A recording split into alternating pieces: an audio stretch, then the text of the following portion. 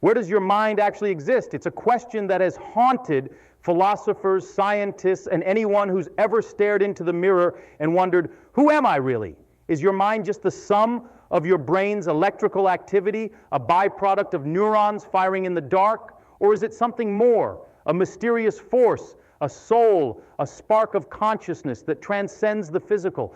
Few have wrestled with this question as deeply or as disturbingly as Richard Feynman, the Nobel Prize-winning physicist whose curiosity knew no bounds. Feynman's journey into the nature of the mind led him to discoveries that are as unsettling as they are profound, challenging everything we think we know about self, consciousness, and reality itself. Let's start with the basics. You are, in a very real sense, your brain. Every thought, every memory, every sensation you experience is the result of billions of neurons communicating through a complex web of electrical and chemical signals. When you see a color, hear a sound, or feel an emotion, what's really happening is that your brain is processing information, constructing a model of the world, and generating the experience of being you. This is the view of neuroscience, and it's supported by decades of research. Damage a part of the brain and specific abilities or memories can vanish. Stimulate a region with an electrode and you can evoke a memory, a feeling, even a sense of déjà vu. The mind, it seems, is what the brain does. But Feynman, ever the skeptic, wasn't satisfied with easy answers. He understood that while the brain is necessary for consciousness, it's not clear that it's sufficient. After all, a computer can process information, store memories, and even simulate emotions. But we don't think of a computer as having a mind. So what makes the human mind different? Is it just a matter of complexity, a question of scale, or is there something fundamentally unique about consciousness? Something that can't be reduced to circuits and code. To explore this question, Feynman turned to the tools of physics. He knew that, at the most basic level, everything in the universe is made of atoms, tiny particles governed by the laws of quantum mechanics. Your brain, your thoughts, your very sense of self are all built from these same building blocks. But here's where things get strange. The laws of physics are impersonal, indifferent, and universal. They don't care about consciousness, about pleasure or pain, about the difference between a living brain and a lump of clay, and yet somehow out of this indifferent machinery, the miracle of mind emerges. This is the hard problem of consciousness, the question of how subjective experience arises from objective matter. Feynman was fascinated by this mystery. He saw that while science can explain the mechanisms of the brain in exquisite detail, it struggles to account for the first-person perspective, the feeling of being inside your own head, looking out at the world. Where exactly does this experience exist? Is it a property of the brain, a pattern of information, or something else entirely? Feynman's investigations led him to a disturbing realization. The mind is not a thing, but a process. It's not located in any one place, but is distributed across the brain's networks, constantly changing, adapting, and evolving. Your sense of self is not a static entity, but a dynamic pattern, a story your brain tells itself, moment by moment. This means that the you experience is always in flux, always being rewritten by new experiences, memories, and emotions. But the implications go even deeper. If the mind is a process, not a thing, then it's possible to alter, disrupt, or even duplicate it. Feynman was intrigued by thought experiments that pushed this idea to its limits. What if you could copy the exact state of your brain, every neuron, every synapse, every molecule, and recreate it in another body, or even in a computer? Would that copy be you? Would it have your memories, your personality, your consciousness? Or would it be a new person with its own sense of self? These questions are not just philosophical puzzles. They have real-world implications. Advances in neuroscience, artificial intelligence, and brain-computer interfaces are bringing us closer to a future where minds can be mapped, modified, and perhaps even transferred. Feynman saw that this future would force us to confront uncomfortable truths about identity, mortality, and the nature of reality itself. But perhaps the most disturbing discovery of all is that the mind is, in a sense, an illusion.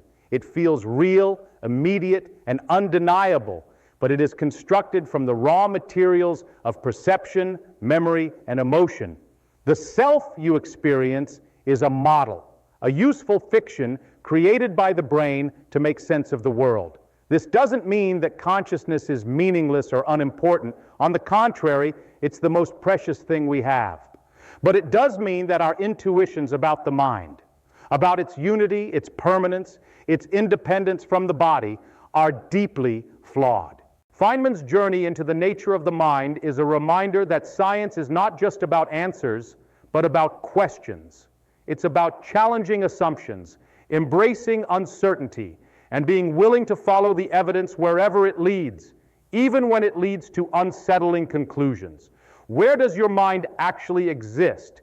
The answer, it seems, is everywhere and nowhere, in the patterns of your brain, in the stories you tell yourself, and in the ever-changing dance of atoms and energy that make you who you are. To truly grasp the unsettling implications of Feynman's exploration, let's dive deeper into the physical reality of the mind. Imagine, for a moment, the intricate web of neurons inside your brain, about 86 billion of them, each forming thousands of connections with its neighbors.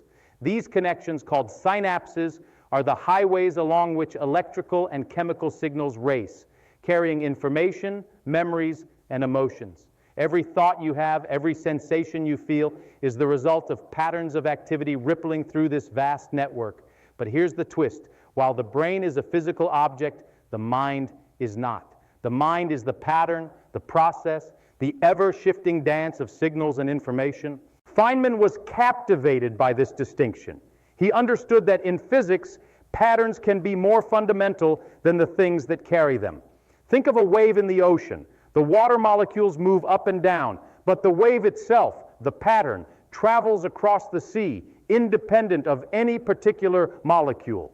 In the same way, your mind is a wave of information moving through the ocean of your brain. The atoms and molecules that make up your brain are constantly changing. Old ones are replaced, new ones arrive, but the pattern persists, at least for a while. This is why you can lose and gain atoms throughout your life, yet your sense of self remains. But what does this mean for the location of the mind? If the mind is a pattern, not a place, then it doesn't exist in any single spot. It's distributed, emergent, and dynamic. Neuroscientists have shown that different aspects of consciousness, vision, language, memory, emotion, are processed in different regions of the brain, yet somehow these separate processes are woven together into a unified experience. This is known as the binding problem, and it remains one of the great mysteries of neuroscience. How does the brain, with its billions of independent parts, create the seamless, continuous experience of being you? Feynman's answer was both simple and profound. The mind is what the brain does. It is the sum total of all the brain's activities, integrated and interpreted by itself. But this raises another disturbing question. If the mind is just a process, what happens when that process is interrupted? What happens under anesthesia, in deep sleep, or in the case of brain injury? The answer is that the mind can vanish, temporarily or permanently, when the underlying pattern is disrupted. Consciousness is fragile, dependent on the ongoing activity of the brain. When that activity ceases, so does the mind. This realization can be unsettling. It challenges our intuitions about the soul, about immortality, about the persistence of self. If the mind is just a pattern, then it can be copied, altered, or even destroyed. Feynman was fascinated by the implications of this idea. He imagined a future where technology could scan the state of every neuron in a person's brain and recreate that pattern in a computer or another biological brain. Would the resulting entity be the same person or just a copy? Would it have consciousness or merely simulate it? These questions are not just science fiction. They are at the cutting edge of neuroscience and artificial intelligence today. But Feynman also saw the beauty in this view. If the mind is a pattern, then it is not limited by the boundaries of the body. It can be influenced, shaped, and extended by the world around us. Our memories are not just stored in our brains, but in photographs, books, conversations, and relationships. Our thoughts are shaped by language, culture, and experience. In a sense, the mind is not confined to the skull, but is distributed across the environment, woven into the fabric of society and history. This idea, known as the extended mind hypothesis, has gained traction in recent years. It suggests that tools, technologies, and social interactions are not just aids to thinking, but are integral parts of the thinking process itself.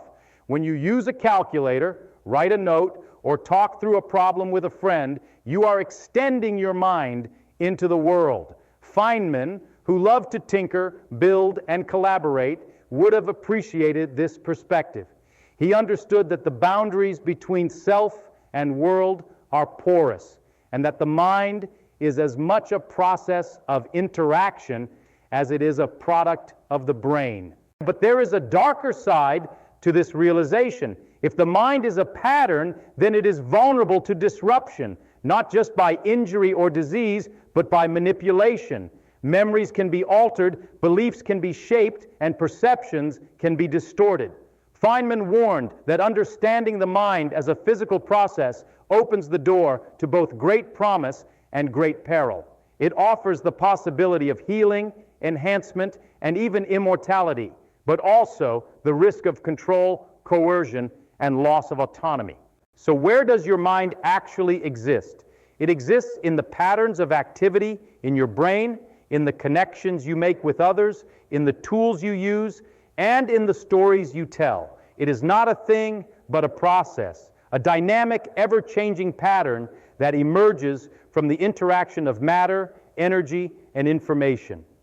Feynman's disturbing discovery is that the mind is both more fragile and more powerful than we ever imagined. It is not a ghost in the machine, but the machine itself, humming with possibility and potential. This view is both humbling and empowering.